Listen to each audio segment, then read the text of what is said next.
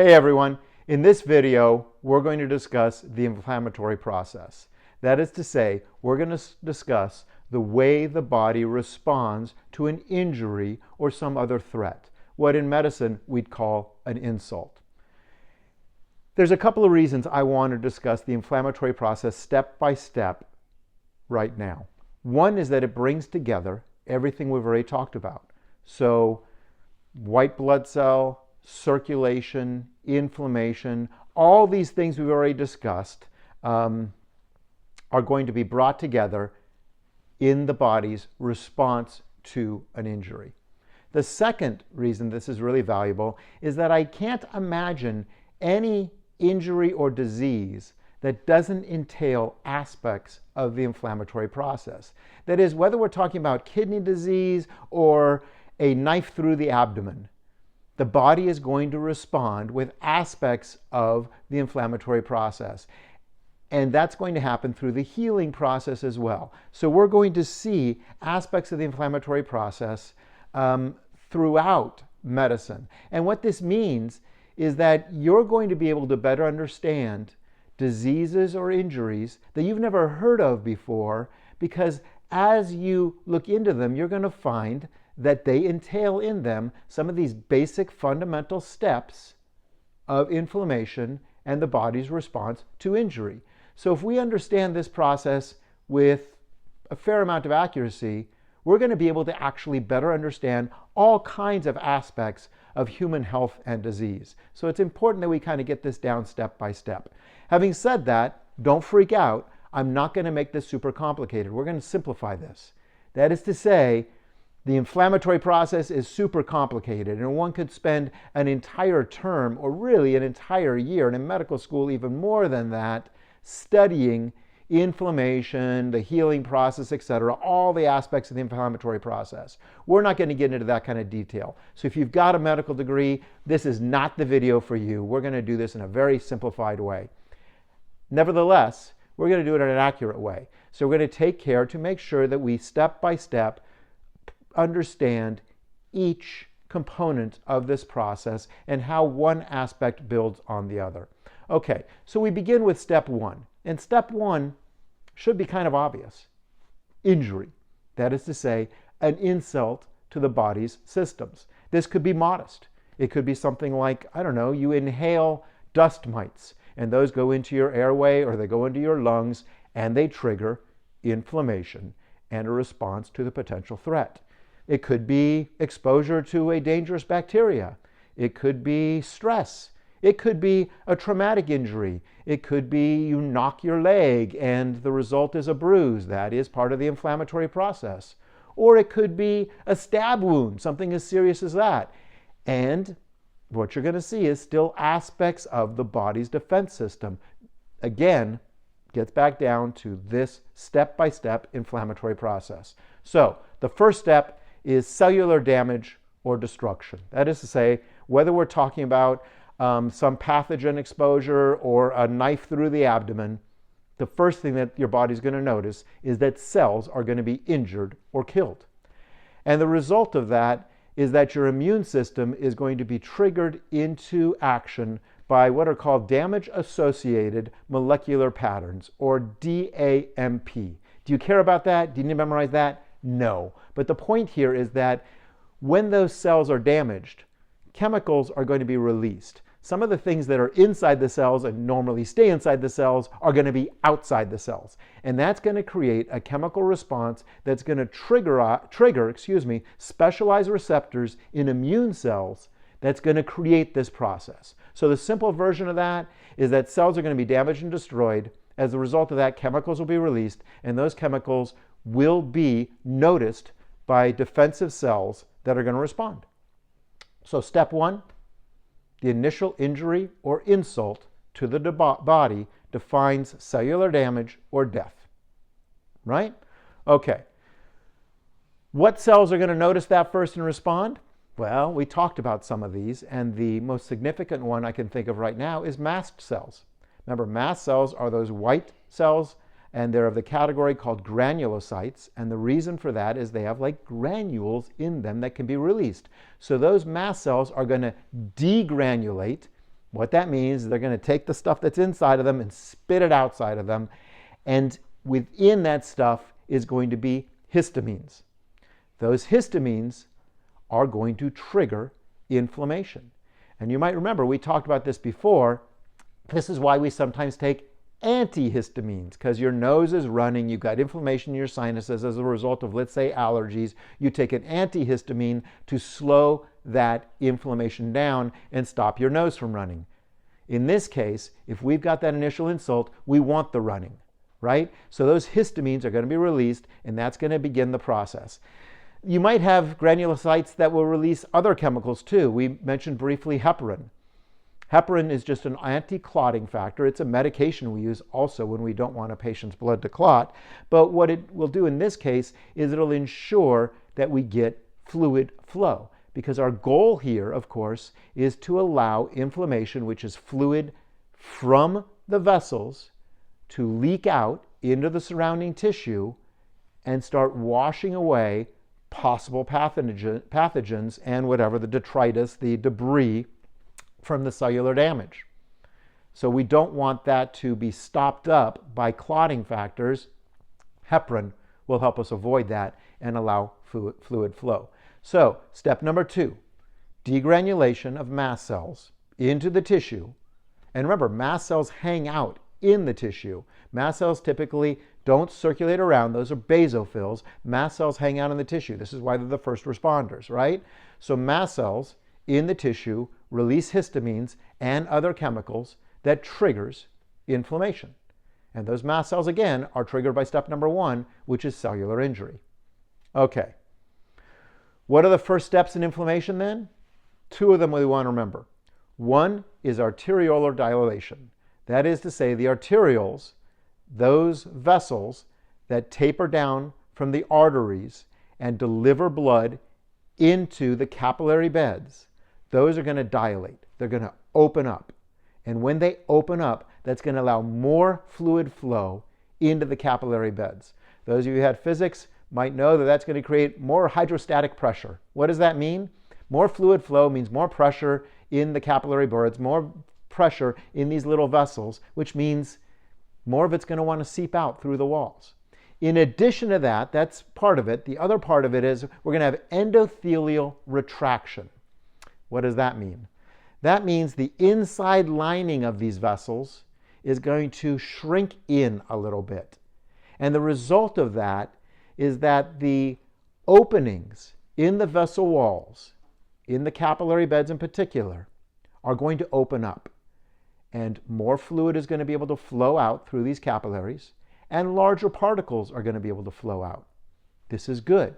So we've got more pressure, more flow, and now we've got bigger openings, and that means we get greater permeability, greater flow of fluid from the inside of the vessels to the surrounding tissue.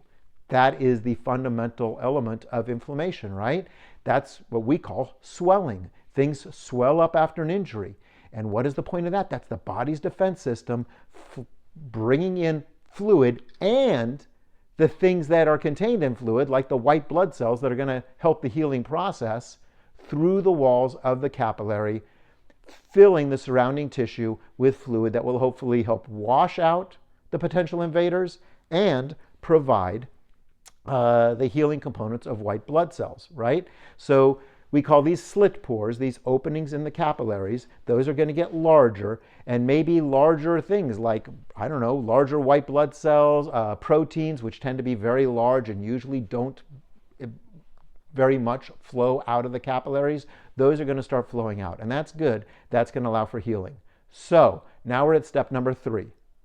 The histamines are going to trigger arteriolar dilation and endothelial retraction, and that's going to produce increased filtration. Remember, filtration is the flow of fluid from the vessels into surrounding tissue, and that filtration is going to be basically enabled by greater capillary permeability. What does that mean? It means what we just talked about. Bigger holes, which means more fluid can flow through, and higher pressure, which is also going to encourage more fluid to flow through. So, step by step, we're doing okay. What else is going to happen? Well, as we talked about before, we're probably going to see Phagocytosis. What is phagocytosis? Well, remember phagocytes? Phagocytes are those particular white blood cells that eat things up, that digest things.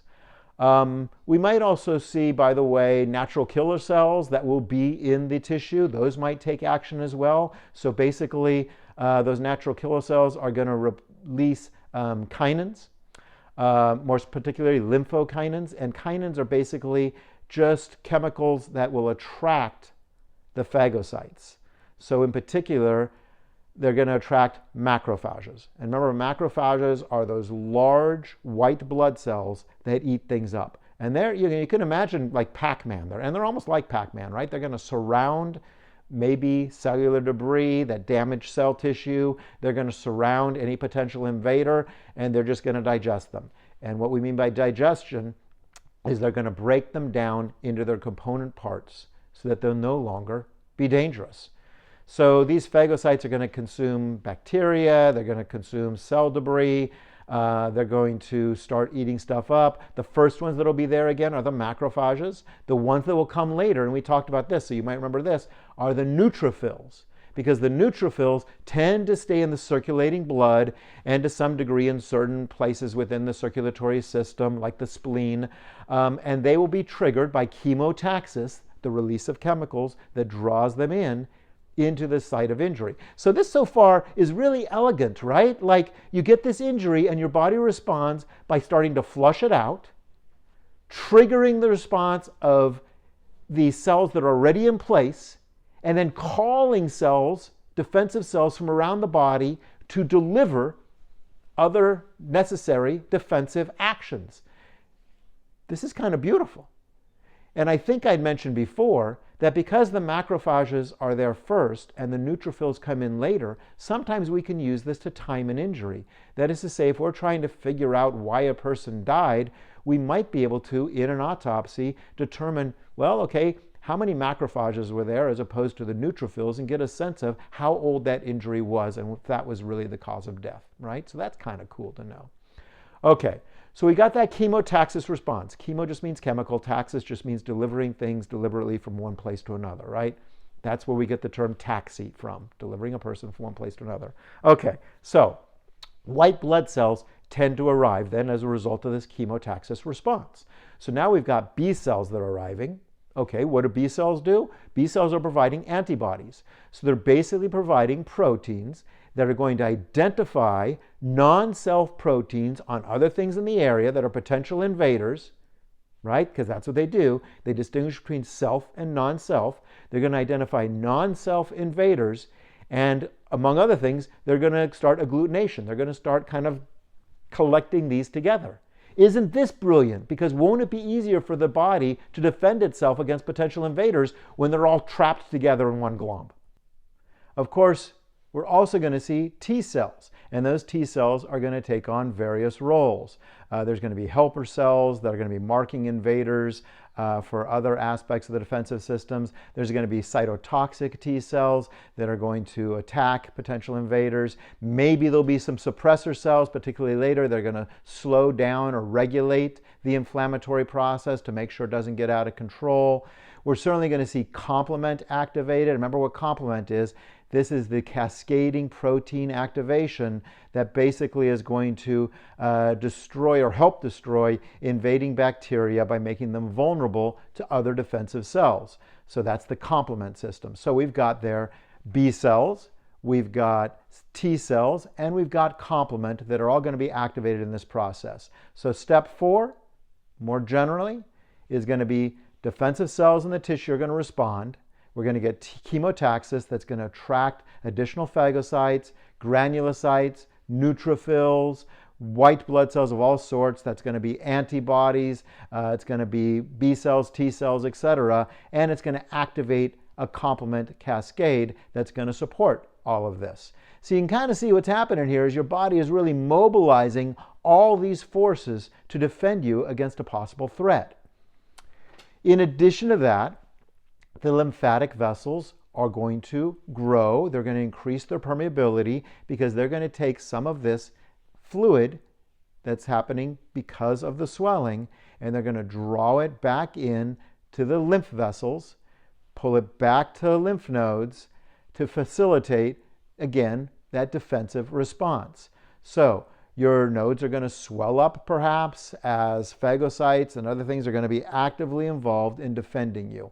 But you're definitely going to have these lymph vessels drawing that excess fluid back out of the system. So what you've got here is like a cleansing system. You're really washing out your tissue, and you've got defensive cells that are cleaning out any potential threats from this. So step number 5, lymphatic vessels are going to dilate, they're going to grow, and they're going to increase their permeability, and that's going to allow them to draw in basically this drainage of inflammatory mediators, leukocytes, fluid from the inflamed tissue. All of this is going to be drawn into lymph nodes back through the lymphatic system. It'll be returned to circulation, but it'll be returned to circulation after it's cleaned up. Okay. Now the next step, of course, is going to be some rebuilding. So your body's responded by cleaning up the potential invaders. Now it's got to rebuild the damaged tissue. And the first step in that process is going to be granulocytes as well. So you're going to have granulocytes that contain enzymes, that's what they've got in them. They're going to activate coagulation factors or degrade anticoagulants and basically start the process of slowing everything down and rebuilding tissues. We call that granulation tissue. And you've probably seen versions of this because you've probably had a cut and you've noticed that the first thing that happens before you get a scab is a sort of thick, red, jelly-like substance, right? Well, that's the beginning of that sort of clotting and granulation tissue. Ideally, by the way, what you want to do then is if you've got that cut or scrape or abrasion or whatever, is keep that moist and allow that granulation tissue to stay covered over the injury because that's going to build the scaffolding for the rebuilding of tissue. When you actually allow it to get dry and hard, that stops the bleeding, but that makes it hard to rebuild tissue. So if you want to avoid a scar and actually have healthy tissue growing where you have an injury, you're going to keep a bandage on it and keep it moist with some antibacteria or something else that's just going to allow for the rebuilding of that granulation tissue that then creates a scaffolding, because that's what's happening. The granulation tissue is being rebuilt, even if you don't have a cut. So inside your body where you've got some kind of cellular injury, granulocytes are going in there. They are releasing things that we would call fibroblast and endothelial cells and other kinds of things are going to be involved in this process that creates what might be called an extracellular matrix, a scaffold, an infrastructure for the building of healthy tissue and the repair process. Okay, so in that will also be a process called angiogenesis, which is a fancy term of saying we're going to rebuild new blood vessels. So blood vessels are going to start moving into the area and expanding and growing. That makes sense that it's called angiogenesis, right? Genesis is the beginning, and angio refers to the vessels. Okay. Now realize I'm presenting this as a step-by-step process, but it's kind of happening all at once in an entwined network of activities. So the clotting agents are going to trigger inflammation. Inflammation will trigger the clotting agents. These all go hand in hand and work together in a combined process. But for the sake of clarity, then, we've got step number 6, which is granulation tissue is going to produce a framework for new tissue to develop. When that granulation tissue forms, of course, just as a reminder, you want to keep that moist because that's what's going to create that extracellular matrix that's going to allow for reconstruction, filling the wound, filling the cavity, filling the area with that has damaged tissue with new tissue and the scaffolding to produce scar tissue, which is a thicker, harder connective tissue. And with time, much of that initial scar tissue may be replaced with normal, healthy tissue appropriate to the area. And depending on where the injury is, that tissue is going to look very different. And you kind of know this because you've had an injury, and first you get that goopy kind of jelly-like substance that kind of gets firm, right? That is the granulation. And then you get a scar, and that scar is kind of soft at first if you've kept it moist. That's the scar tissue forming, and then over time, healthy tissue will take over, and you might have a little bit of scar tissue left, or healthy tissue might take over the whole area. Kind of depends on how the disease process proceeds. Okay, But over time, then step number 7 is the development of new replacement tissue to replace the injured tissue, right? You might ask at this point, why doesn't the new healthy normal tissue just take over? Why do we have to have this intermediate step of granulation tissue step in? The answer is complicated, but a simple version of the answer is it'd just be too slow. We need some kind of immediate healing. It takes a while to rebuild full, healthy, integrated tissue. In the meantime, the body needs to deal with this injury, so the granulation tissue happens much more quickly. It helps respond to the immediacy of the situation, and then later, your body has time in that environment and with the scaffolding, if you'd like, of the granulation tissue to rebuild normal, healthy tissue. Depending on the nature of the injury and the disease process involved, you may get a lot of scar, you may get a little bit of scar. And a lot of diseases are related to those scars. So when we get liver or kidney injury, it's basically how much scarring do we get as a result of the injury to the liver or the kidney. So we're not just talking about like cuts and scrapes here, we're talking about the disease process as well, just to remind you. In this process, of course, you're going to get what you've experienced before, pain and swelling. And you might say, well, what's that about? That seems dysfunctional. No, that's perfectly functional. That's your body's way of saying, don't use this because right now it's injured and I need to rebuild it. So when you smack your knee and it swells up and it hurts, that's your body's natural way of telling you, take it easy with this knee, stop running, stop smacking it into the wall or whatever the heck you did, and give me time to rebuild it. That's the purpose of pain and to some degree the swelling process. And that gets into an interesting question. What should you do when you smack your knee or have some kind of injury like that? The old school approach was avoid inflammation. Inflammation is the enemy. Inflammation is what causes pain. That's what we just talked about. So avoid the pain, avoid the swelling by putting ice on the injury to keep the swelling down. Well, the thinking on that has changed quite a bit. And we're now recognizing that actually the inflammatory process is the healing process, and we need to some degree to allow that to happen. So if you do smack your knee and you get a little swelling, if it's not extreme, it'd be wise to allow that to continue because that inflammation will allow for healing. And if you put a lot of ice on it and maybe take some anti-inflammatory drugs like ibuprofen, Advil, something like that, what you're doing is getting in the way of the healing process. Having said that, of course, there are limits to that as well. So if your knee hurts so bad that you can't walk and can't function, yeah, a little Advil and maybe some ice might be a good call, right? But we're stepping away from this idea that all inflammation is the enemy and we need to avoid inflammation. And we're starting to understand that inflammation is the body's healing process and we need to accommodate and work with instead of against inflammation in order to allow healing to take place. Okay, so again, this process, all these steps, available in all, or not available, present in all kinds of diseases. So if we're talking about, pulmonary fibrosis, that's basically scarring of the lungs as a result of an insult. If we're talking about cirrhosis of the liver, that is scarring of the liver as the result of the inflammatory process due to an insult.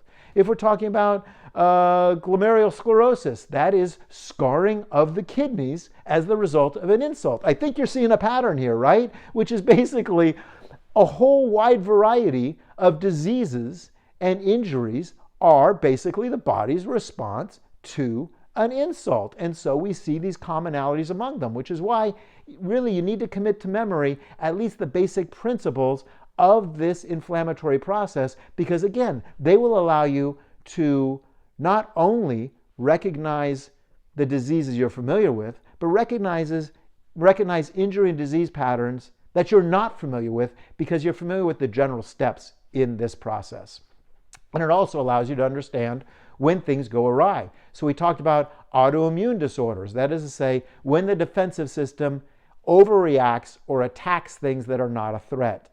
And this can cause, you remember, joint pain, organ injury. We talked about, rheumatoid arthritis, for example, which is the body's immune system attacking healthy cells in your joints, right? Or we talked about lupus, which in part, and there's many aspects to this, but it is the body's immune system over-responding to antibody complexes, antigen-antibody complexes in joints, and therefore causing swelling and pain in those joints by eating up all the surrounding healthy tissue, right? Now you can understand what's happening there. What's happening is this defensive process, these steps have gone awry and gone, and are starting to create damage. And hopefully that'll give you a better understanding of what's going on. So the goal here is to make better sense of the diseases that you understand and to make better healthcare choices. Things like, for example, understanding that inflammation is part of the healing process.